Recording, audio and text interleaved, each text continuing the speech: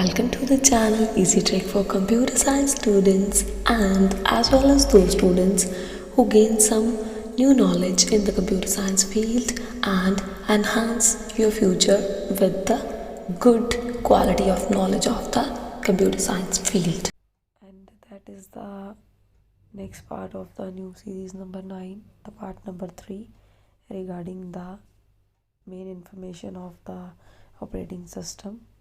In the part 1 and part 2 we discuss about the introduction and the detailed definition of the operating system. So in this part we discuss about the history of the operating system. So those who don't see the previous part, link of the previous part available under the description box, kindly check that and enhance your knowledge for the future exams and enhance your knowledge for the fruitful results also. So now we will learn about the history of operating system.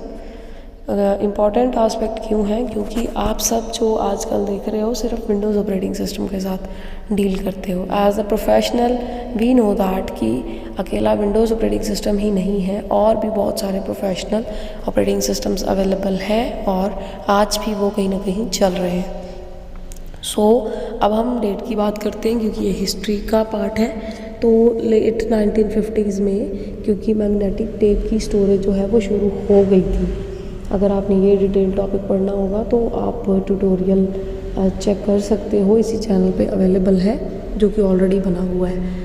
और फिर general motor research ने एक research की थी जो lab में implemented की उन्होंने लोगों के लिए, ताकि लोग भी जो कंप्यूटर को यूज़ करना चाहते थे उस टाइम उनके लिए एक बेटरमेंट ऑपरेटिंग सिस्टम अगर आ जाएगा, चाहे वो कुछ प्रोफेशनल्स के लिए ही आना था एज वेल एज एक लेमैन के लिए नहीं आया था उस टाइम के ऊपर, लेकिन फिर भी एक पार्ट हमें ऐसा मिल गया था कि आप एक ऑपरेटिंग सिस्टम के साथ डील कर सकते थे.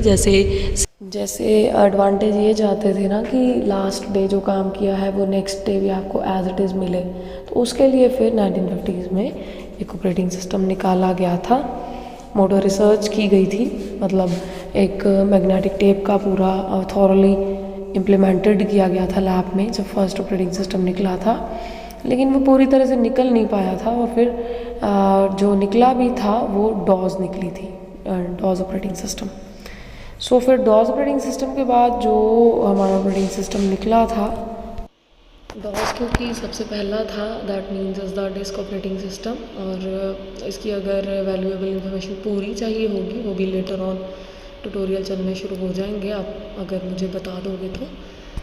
डॉज था CUI इन्वायरमेंट का. CUI means command user interface. And बाद में फिर निकला हमारा यूनिक्स ऑपरेटिंग सिस्टम 1960s के टाइम पे.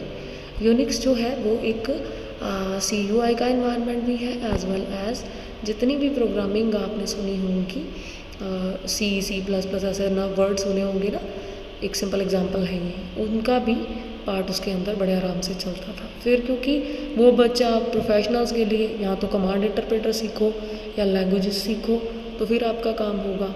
आप बच्चा एक लेमैन, तो परचेजिंग शुरू हो गई थी जैसे पिछले सालों में भी और 1981 में भी. फिर 86 के टाइम पे जो डॉज सॉफ्टवेयर्स आते थे वो विंडोज़ ऑपरेटिंग सिस्टम के साथ पेयर्ड होके आते थे, क्योंकि 1985 में विंडोज़ जो ऑपरेटिंग सिस्टम आप आज देखते हो तब सबसे पहले आई थी विंडोज़ 95, वो पेयर हो गई थी.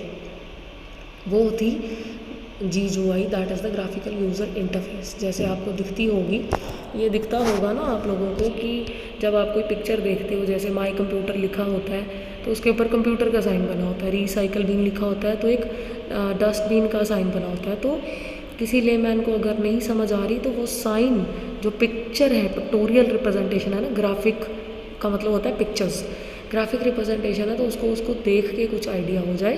फिर लेमैन को भी माइंड में रखा गया और कॉन्सेप्ट प्रोग्रामिंग के भी आए, मीन्स सिस्टम सॉफ्टवेयर के भी आए, और जो आप एप्लीकेशंस के साथ डील करते हो वो भी आए. और सारे डीलिंग के बाद फिर ये एक पार्ट उनके आ गए, और ये था हिस्ट्री का पार्ट कि कैसे हम विंडोज़ ऑपरेटिंग सिस्टम तक पहुँचे और कब पहली आई. और इसके बाद की लिस्ट भी अगर चाहिए होगी तो काइंडली कमेंट कर दीजिएगा, फिर नेक्स्ट ट्यूटोरियल में आ जाएगी.